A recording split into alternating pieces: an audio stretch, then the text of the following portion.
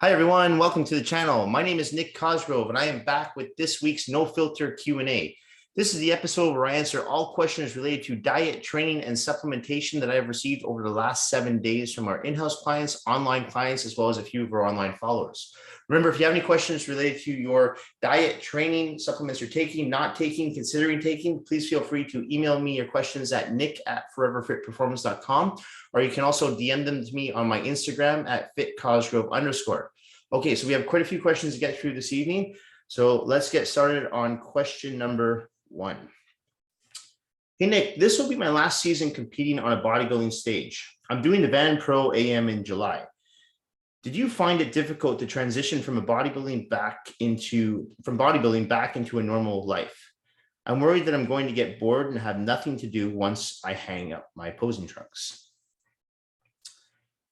You have to have a backup plan. Okay, and I've said this to a lot of people I work with who compete. It's so important to have other hobbies, have other things going on in your life. You can't have your life revolve around bodybuilding. It's not healthy. Okay. First of all, bodybuilding doesn't pay the bills. I can tell you right now. Yes, I do have a lot of people who compete in bodybuilding and figure and bikini, but that's not the bulk of my clientele base. So it's important to have an exit strategy when you're transitioning from an athlete back into the real world. Because anyone who's competed in bodybuilding or any figure competition will tell you it takes a great amount of focus, energy, and time from your day-to-day life to put into that one sport. So when that's taken away, it is a difficult transition. For me, it wasn't as challenging, and I think COVID-19 had a lot to do with that, because COVID-19 kind of forced me to stop competing. All the bodybuilding shows were canceled for the year. So all the shows that I had lined up to do, they were all canceled. And then I took all that energy and focus that I was putting into my training, and I started putting it towards my business. And once the season opened up again, for competition season opened up again, I had no interest in competing anymore. I had a new interest. One of them being growing my business more and more, expanding it. So that's why I always tell a lot of people I work with, keep bodybuilding as a hobby. Okay, and have a life outside of it, because who knows? For all you know, you could wake up tomorrow, go outside, get hit by a car, and then that's it. You can't compete in bodybuilding anymore, right? So you have to have other hobbies. That's so important. So the transition, luckily for me, the transition wasn't that difficult because I'm still involved in the industry, and like I said, I still work with a lot of competitors, but I have no ambition to get back on stage whatsoever. I had none. I'm happy with my life now. I love training. I still train 6 days a week. My workouts are usually about 45 minutes to an hour long. I just do them in between sessions, or I might do them at the end of the day. But yeah, no ambitions to compete. The only thing I did find challenging was those first few months when I was back in the gym training and there was nothing to train for. There was no event. That's what I found challenging. So I kind of just said, well, now I'm training for overall health and wellness. Yes, I still train for aesthetics, but that's not my number one goal anymore. I still want to look good and feel good, but those aren't my driving forces to get me into the gym, right? It's more about, well, I want to perform better on the floor with clients. I want to be able to work those 12-hour days on the floor. I want to have lots of energy. So that's why I do it. I don't want to have back pain. I don't want to have stubborn body fat. Like I don't want to have any of that stuff. So that's why I do it now. So my goals have changed. That for me was the hardest part, the transition from competing to back to a normal lifestyle. But it is a hard transition for a lot of people. And that's why I say have an exit strategy. So if your last show, I think you said, is in July, that gives you about 2 months to think of something to come up with. Now, whether that means starting a business, or if you already have a business, maybe trying to expand that business. If you're trying to start a family, but find something, another hobby, maybe pick up another sport, hockey, tennis, something else, right? That just gets your mind preoccupied and you have other things to look forward to rather than the gym. Okay. So that would be my advice. If you're looking to retire from the stage, have an exit strategy in place and still go to the gym, but treat it as a hobby, right? Do it. It's all about longevity, long-term goals. All right, next question. Question 2. Hi, Nick. What's your biggest headache when it comes to running your business? Mine is dealing with difficult clients. I don't really have any headaches when it comes to running my business. I absolutely love what I do. I have challenges. I don't consider them headaches though, because I like challenges. Challenges make me think. They allow me to troubleshoot. I like that. But I don't really have any headaches. I would say the closest thing I have to a headache is more of a concern, is that as our company continues to grow and continues to expand, I don't want our level of service to become diluted. And you see this all the time. You see companies that were small at one point and they had a great reputation, excellent customer service. And then as they got bigger and bigger, their customer service started to get worse and worse. And we see that happen all the time. So that's always been a concern of mine, is to make sure that as we continue to grow and as we continue to increase our roster of clients, is that same level of service is not only at a peak performance level, but even better. Right. So quality customer service is incredibly important to me. When a client emails me, they know they'll get a response within 24 hours. Always. That's usually within 5 or 6 hours. But that, to me, it's unacceptable to go 2 or 3 days without responding to an email. I don't care if it's a client who spends $5,000 a month in a business or a client who spends $100 a month in a business. That doesn't matter to me. It's more important is that person is a client of yours and you give them the best quality service you possibly can. But again, I wouldn't say that's a headache. It's more of a concern that as we continue to grow and expand, that we're still able to provide that same level of service. And what I've learned is that to do that, we have to bring in more people. There's no way you can do this with 1 or 2 people. It's impossible. So that's what I do. I hire more people, I bring them in, and I make sure that the people I work with are they're paid well and they're treated well. Because if you have people on your roster who you're working with, your staff or your coworkers, and you're paying them well and they're feeling like they're an asset to your company and you're treating them well, they'll stay with you for a long time. And that to me is important. I learned that when I worked in restaurants, is that staff turnover, not only is that a headache, but it's expensive to train new people as they come into your business. So what I try to do is try to get people who will stay with me long-term by paying them well, treating them well, and giving them a chance to grow with the company. And that again, to me, it takes away any headache for me, because I'm surrounding myself with a very strong team right now. And I think that's really important if you want to expand in any business. So again, not a headache, just more of a concern. But no, I love running my own business. I find it really fun. I don't think I'd ever be able to go and do something else at this point. So yeah, if there's a headache, it's something that I created myself, and I don't really get stressed out too much. I just like, if there's a problem that arises, we troubleshoot, we figure it out, and we move on. But no headaches. Next question. Question 3. Nick, I would love to work with you in person, but I live in Montreal and the day-to-day commute would be a bit long. Can you let me know what credentials and qualifications that I should be looking for when hiring a personal trainer? Well, just so you know, I do also offer online training where I do customized training programs and customized nutritional plans for people online. I have a lot of clients that work with me throughout Canada and in the US. But I do understand the need to work with someone in person. That's going to be great for accountability. And B is, if you are new to working out, I think everyone should have a personal trainer for at least 6 sessions if they're new to the gym. I think that's so important. But as far as qualifications and credentials, there's a good one that's recognized worldwide, and it's called ACE.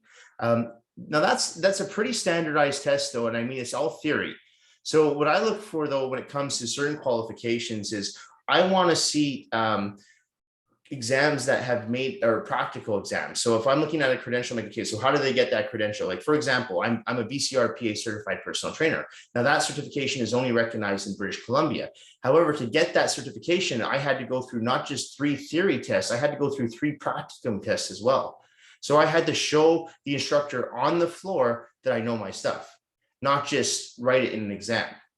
Because when it comes to this business, it's so important that you know theory, but you can also apply it on the floor, and you can work with whoever on the floor. And you can, if a client asks you a question, you can answer that question. Or if you don't know that question, you can say, look, I'll get back to you. But you should be able to be a resource for your clients, and you should be able to design a customized training program for them on the floor. And if for some reason that person comes in one day and says, hey, I can't do a shoulder press because my shoulder, it feels, I pinched my shoulder, or, I was playing softball and I did something, I threw it out.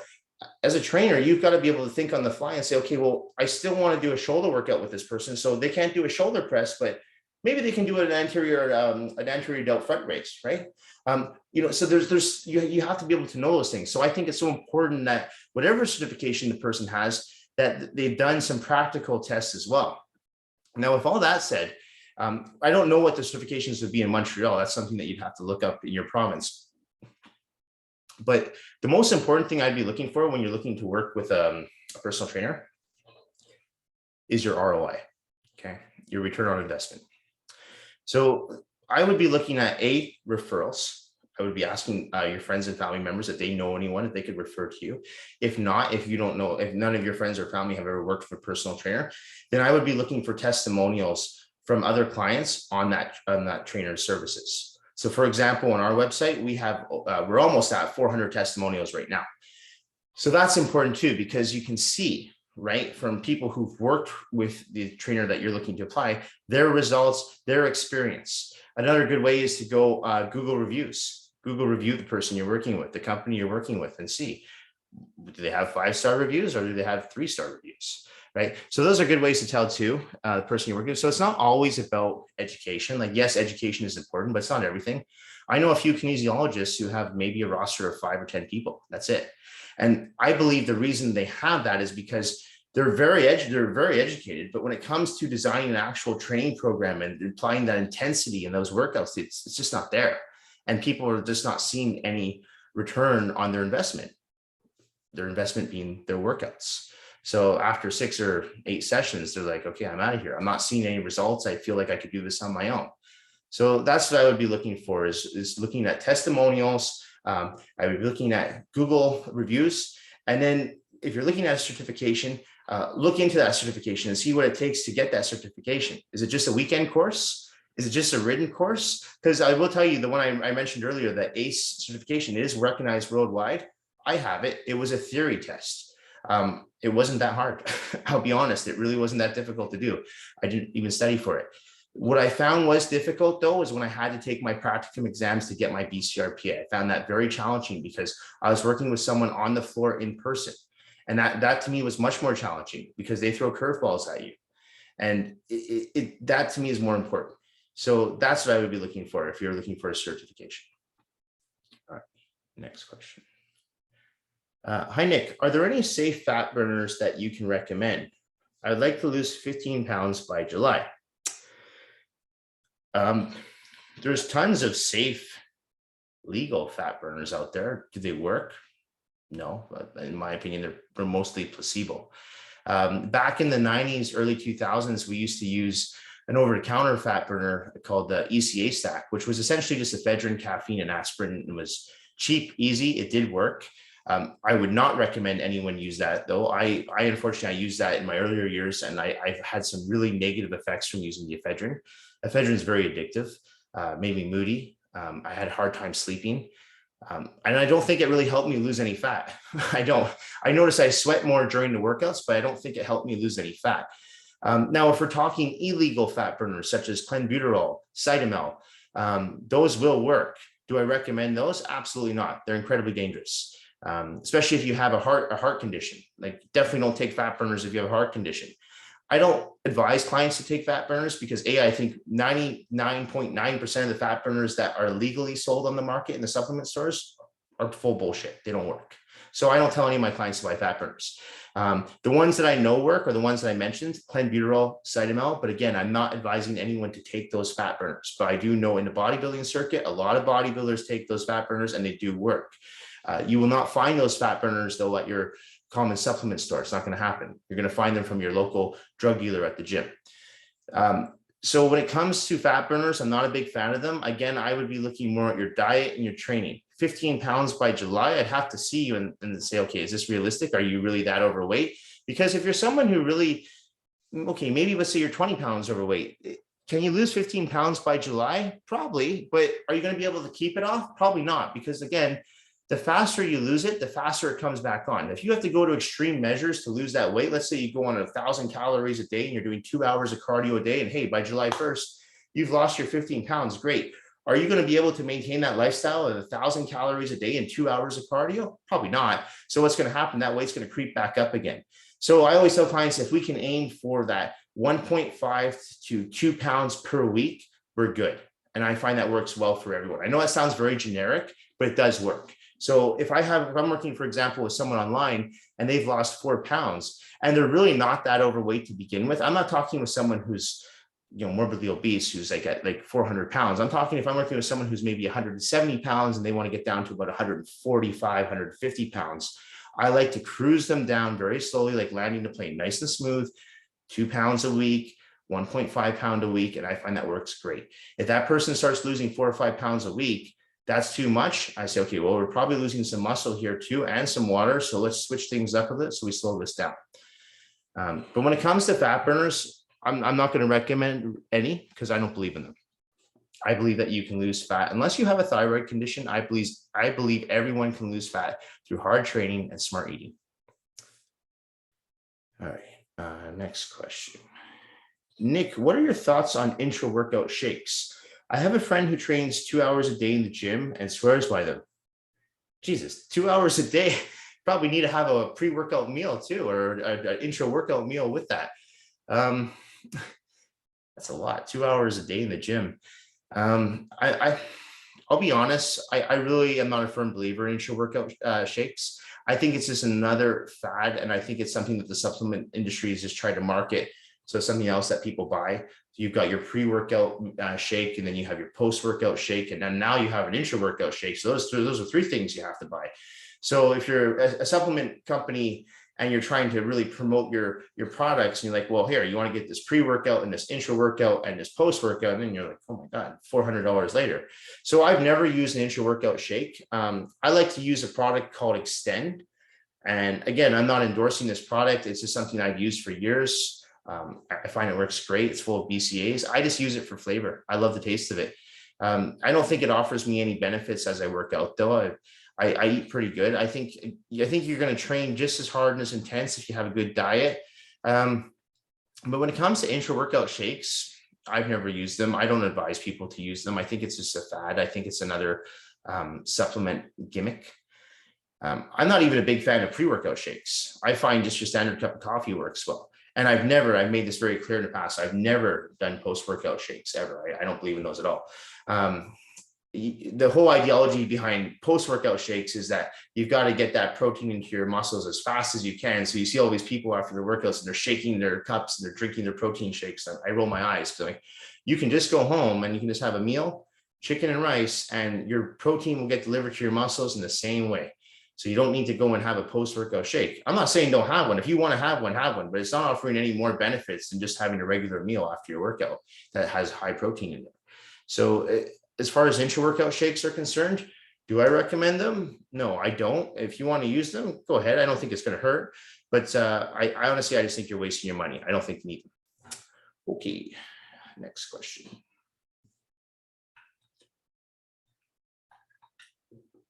Nick, I really like doing TBar rows. However, I find I have a very limited range of motion when doing this exercise.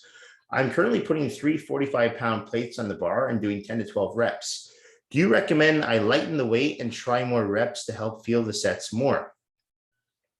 You could do that, but what I like to do with TBar rows, I'm a little different when it comes to TBar rows. So what I usually do with my clients is rather than load the 45-pound plates, most people know 45-pound plates are really big, right? So that's probably what's limiting your range of motion because the plate keeps hitting your chest. So what I usually do is instead of using 45-pound plates, I'll just use the smaller 25-pound plates and I'll load up the bar. You're going to be able to lift the same amount of weight. It's just you have smaller plates. You're adding, instead of adding 3 45s, add maybe 5 25s or 6 25s, whatever it works out to.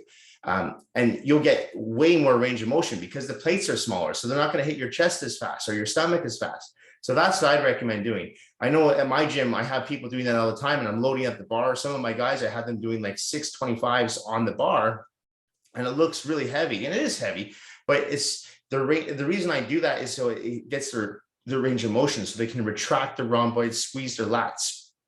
So if you're using a 45-pound plate, you're right. It's a very limited range of motion because the plate is so big. So switch those 345s, throw on 5 or 6 25s, and I guarantee you, you're going to feel a greater range of motion. Another thing you can do when you're doing back is when you're going into, let's say, a row, do a static contraction at the top of the movement. So you're pulling in and you just give it a 1-2 hold, and then you release. Okay. I find that works really well as well. So static contractions, right? They work great, especially if you're not feeling the muscles in the back. I'll get a lot of my clients to do that if I'm getting to do any back exercise for that matter. If they're doing a lat pull down, if they're not feeling their lats contract, I'll lighten the weight and I'll say, okay, on the negative, I want you to hold, or the positive, sorry, I want you to hold it for a 1-2 count. And after we get to about 12 or 15 reps, they start to feel that squeeze. So I recommend static contractions and make those plates a little bit smaller, take them down to 25s. You can do the same weight and you'll notice a big range of motion, greater, okay, a greater range of motion. All right. Next question. Nick, what's the ideal time frame that a person should spend working out in the gym? I keep my workouts to about 60 minutes, but feel that I can do another 30 to 45 minutes in the gym. Is this too much? If you're in the gym for 60 minutes and you feel that you can do another 30 to 45 minutes, in my opinion, you are not training nearly intense enough. I see this all the time. When I used to train at commercial gyms, I would watch people. I would come into the gym and I would do my 1 hour workout, my 45-minute workout, whatever I'm in there for. And I'd come into the gym, there'd be a bunch of people in there. And when I would leave the gym, those same people would still be there. But the thing is, they're not really working out. They're there on their phones. They're talking to people. They're chatting it up. For every set they do, I do 3 sets. So I don't know how you're training, but if you're training really intensely, you should want to get the hell out of the gym in about 45 to 50 minutes. You talk to any of our clients, they'll tell you that after an hour, none of them want to get the hell out of the gym. They probably want to leave at about 40 minutes in. I have people that purposely come late to my sessions, and I know this, because they don't want to do a full hour because the workouts are so intense. And I have no problem with that because I know how intense the workouts that we do are. I don't care if they train for 60 minutes with me or not. If they get a 40-minute workout with me and it's super intense, they're probably getting way more in those 40 minutes than most people get in 60 minutes. So it all depends on what you're doing in the gym. So it's not about the duration, it's the intensity. I have some people that I do a lot of 45-minute workouts with people. I have scheduled 45-minute sessions with them and we go nonstop. And when they're done, they're done.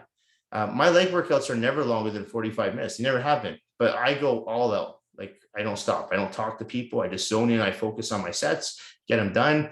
I don't rest more than 45 seconds to a minute between sets. And yeah, done. Just so work really, really hard. So again, if you feel like you can add another 30 to 45 minutes already onto a 60-minute workout, you're not training intense enough. You got to increase that intensity, go balls to wall for those 45 to 60 minutes. And I guarantee you're not going to want to spend another 30, 45 minutes in the gym. Okay. And if you do, and if you feel like, no, I still got energy, okay, maybe do some cardio, go for a speed walk on the treadmill, use the elliptical for 20, 30 minutes. That's not going to hurt, but I wouldn't do any more volume for the weights. No. Okay. Next question. Hi, Nick. My current work schedule only allows me enough time to get in 1 workout each week. What would you recommend I do in the gym if I can only train once a week? Full body and compound lifts. So I actually had this situation happen with quite a few clients as well, especially my clients who travel for work. So they're in town for 2 days and they're out of town for 7 days. So what I'll typically do with them is I'll have them do a full body workout and we'll just get all the compound lifts. So I'll have them do like their trap bar deadlifts, their barbell back squats, their barbell bench press, their lat pull downs, their seated rows, their TBar rows, their bent over barbell rows, walking lunges. So I'll focus on all what I like to call the mass builders. And why I do that is I compare it to building a house. So you got to build your house and then you're going to paint your house. So there's exercises that I refer to as painting your house. And then there's exercises I refer to as building your house. Now, if you can only work out once a week, your best bet is to focus on building your house and keep building your house. And then when you're able to go back to your regular schedule and maybe train 4 or 5 times a week, you can start painting your house. But if you only have once a week in a gym and it's say 45 minutes to an hour workout, I would be focusing on those compound movements. You're going to get more bang for your buck because compound exercise, not only do they help you build more muscle, they're going to help you exert more energy, burn more calories, burn more fat. So don't go with that mentality was, well, I only have an hour, so I probably shouldn't even work out because I can only work out once a week. Don't go with that. You can still get a lot done in that one workout a week. But again, you should be focused in on that 1 hour workout and just again, going balls to the wall, throw in all your compound lifts, as I mentioned, and just go right out with that. And I would do that week to week. Do the same program, do the same exercise program. Just pick your compound movements. As I mentioned, trap bar deadlifts, barbell back squats, barbell bench press, TBar rows, seated rows, lat pull downs, bent over barbell rows.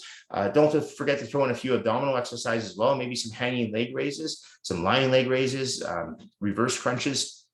Just make sure you're getting a full overall body. Don't forget your arms as well, some easy bar curls or barbell curls, and some rope extensions or straight bar press downs for your triceps. So that's very important. Okay, so I would just make sure you target all the muscle bellies, and you can get a great workout in 1 hour and get a great full body workout. I do it with most of my Saturday morning classes. Most of them do full body workouts with me. A few do the leg workouts, but most of my group classes on Saturdays are full body workouts. All right, next question. Nick, from one trainer to the next, I want your thoughts as you work and live downtown. Has Vancouver become too expensive to live in? I don't know if I can justify coming downtown to train my clients anymore. Just doesn't make sense financially to me.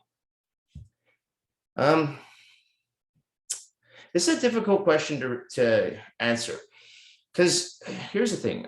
Is Vancouver expensive? Yes, obviously, Vancouver is very expensive. My fear with Vancouver, especially downtown Vancouver, becoming too expensive is that families are not going to be able to raise their kids down here. And that becomes a problem because if we don't have any families down here, we kind of lose our sense of community, right?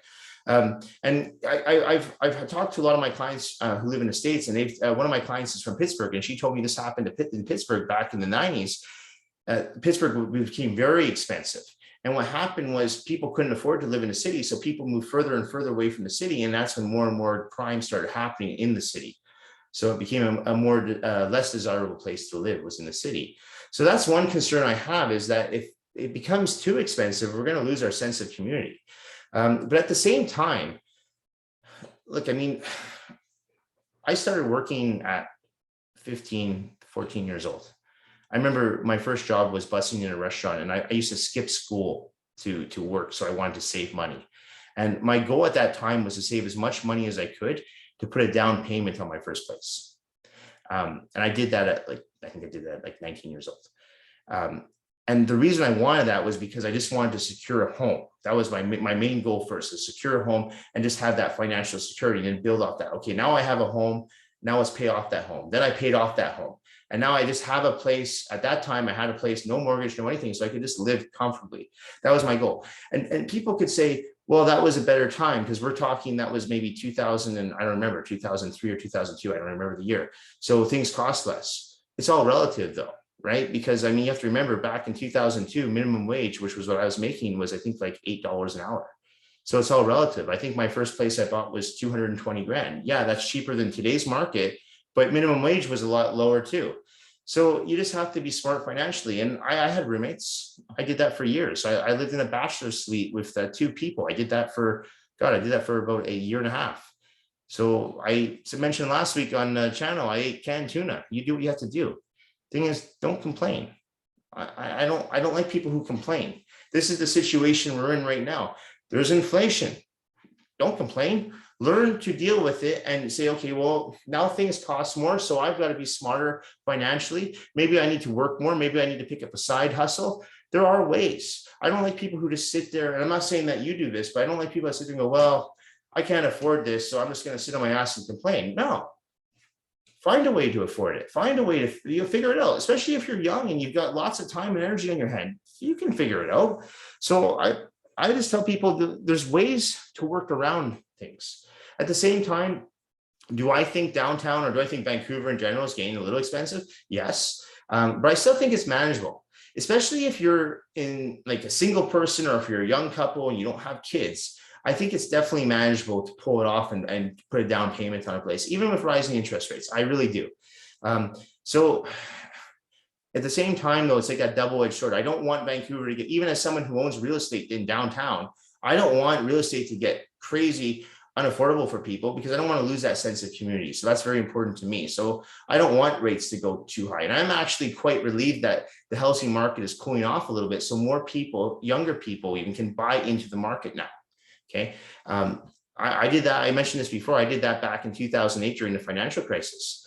I sold my first place and I bought my second place, and everyone told me not to do that. And I actually made a bigger profit from doing that.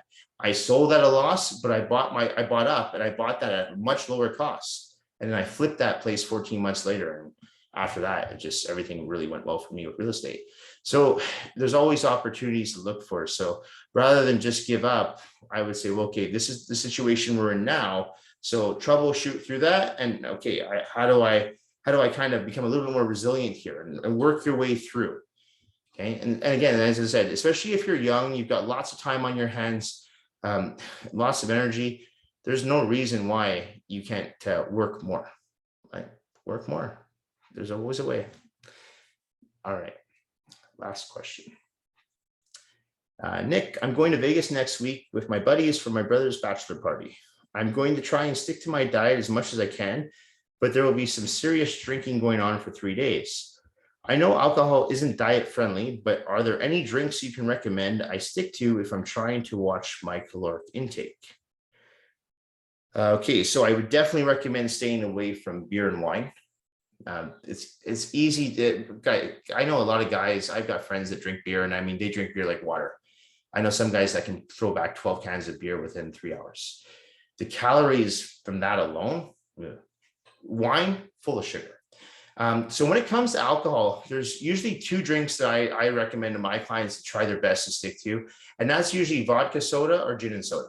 I find that works really well. I'm not a big fan of tonic water because, again, you can find tonic water that's very high. It can be high in carbs, it can be high in sugar. So I'm not really a big fan of using tonic. I find if you use this like club soda and it has 0 grams of sugar, you're good. That to me are your best bets. Yeah, you can even stick to some tequila, but I mean, you're going to be doing shots of tequila. Don't do it with mixes. That's where you run into problems too. I mentioned this a few weeks ago on another Q&A about alcohol. And it's just when people start mixing their drinks with like these cocktails and they have juices and like cranberry juice and all this stuff. And that's when it really adds up, because now you're taking the calories from the alcohol and you're combining it with the mixer. So stay away from any of that stuff. And then the other thing I'd recommend doing is if you are going to go on these drinking benders, and I find this works for a lot of people. I always tell my clients, if they can, at the end of the night, when they get home or when you get back to your hotel room or whatever, have a meal, eat something. Even if you're not hungry, force yourself to eat something good, something healthy, like maybe some rice and some chicken, or just something that's clean. If you're out, maybe something from Chipotle, not like a greasy hamburger or anything like that, just something relatively healthy. Because the next day, not only do you not want to be hungover, but you want to have enough energy to wake up and say, okay, you know what? I don't feel the best, but I can go to the gym and train. So I find that works for a lot of people. So I usually advise my clients who go on these drinking benders, have a meal at night, at the end of the night, just to, what that will do, it'll help soak up the alcohol. And when you wake up in the morning, you'll still feel hungover, but at least you're not going to feel like, oh my God, I can't move. You'll have a little bit more energy from the food intake, then get back to your diet right away, go to the gym, sweat out that hangover. Okay, so that's another strategy I implement from a lot of my clients. Oh, and one more strategy I use, I find this works really well. It's a secret one of my clients told me once, and my client who told me this actually is a GP, and it's something I use, is that before you go to bed, add in a banana and 2 Advil. And I know you're not really supposed to add Advil in with alcohol, but I think if every once in a while, 1 or 2 is not a big deal, but I find that works really well. I shouldn't be giving tips on hangovers here, but I find that works really well to avoid a hangover. It's the potassium from the banana. I find that works. And then again, the Advil, even though, again, you shouldn't be taking too much Advil, I'm just saying take 1 or 2, but that's what I do too. And I find that works really well for me. But I don't really drink that much. But if I've gone out and I've had like maybe 3 or 4 drinks, I might do that if I have to work the next day and I feel fine.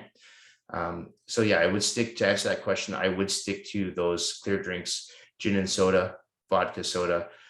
You don't have to do the banana and the Advil. And again, I'm not advising anyone to take Advil with alcohol. I don't think that's a good mix, but every once in a while, for me, I find that works well.